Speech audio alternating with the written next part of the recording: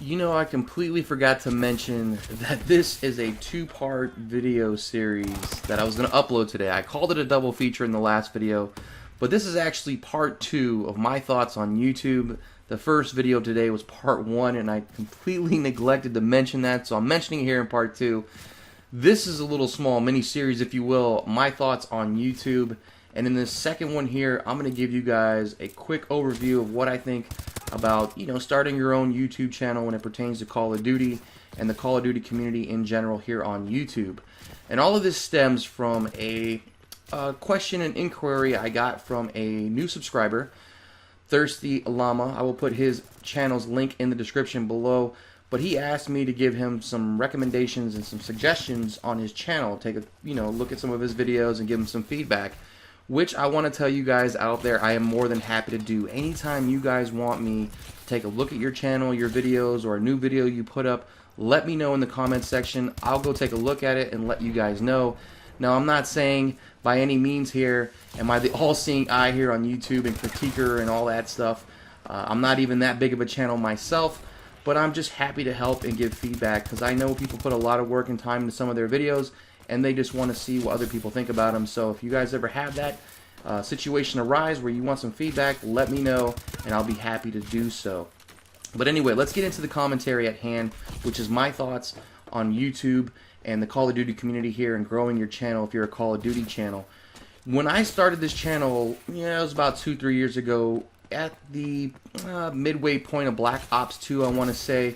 I started with just, I didn't even have a capture card. The theater mode there at Black Ops 2, I would edit probably 2-minute videos, and they're still here on the channel. You have to go back to some of my older videos and check them out. But they were only 2-minute videos. No special effects, no commentaries, just simple 2-minute clips of me or someone else playing, because at the time, this was the AOVI clan channel. It was not the Nessinator 1 channel just yet. All the way through Black Ops 2 and Ghost, this was a clan channel where I'd put up other people's videos and gameplays if they sent them to me within the clan. And then the clan fell apart when Advanced Warfare came out, and it became the Nessinator 1 channel. So that's what it's been, and that's what it's going to be from here on out.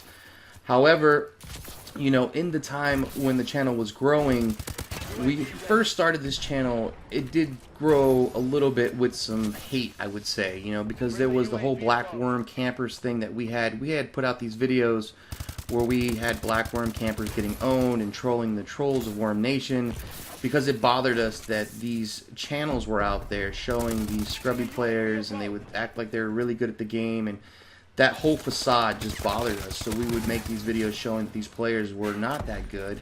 And in return, of course, the Wormers visited our channel, and it brought us a lot of hate, and it brought us a lot of conflict with, smaller COD channels that were trying to grow at the time as well, because there was a lot of them.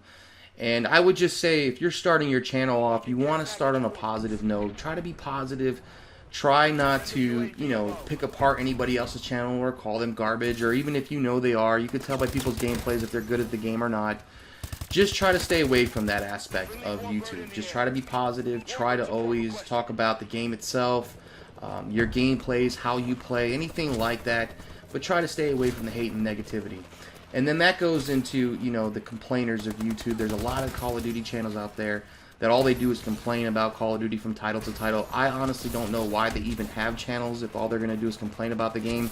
But they do exist, and they are out there. And I would say probably try to stay away from being one of those type of channels too.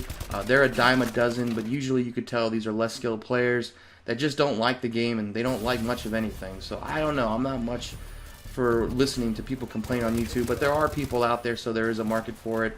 Me personally, not much for it.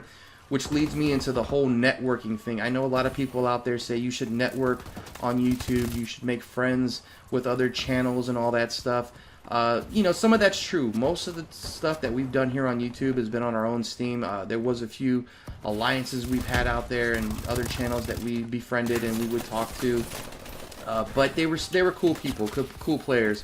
But you do have to watch out for that, because that seems to start drama from time to time. If you look a lot at these smaller COD channels, there's always some kind of drama brewing between one other YouTuber or another, and it's like the Real Housewives of YouTube out there, and it's pretty pathetic if you watch these guys and listen to them, and they all make videos about who they think is right, and this is my friend. And me personally on here, I don't have friends, I have acquaintances. If I don't know you in real life and we haven't sat down or went out or shared a beer, I hesitate to call anybody my friend that I just met on the internet. I would call them an acquaintance, but that's, I guess, me. I'm a little bit older.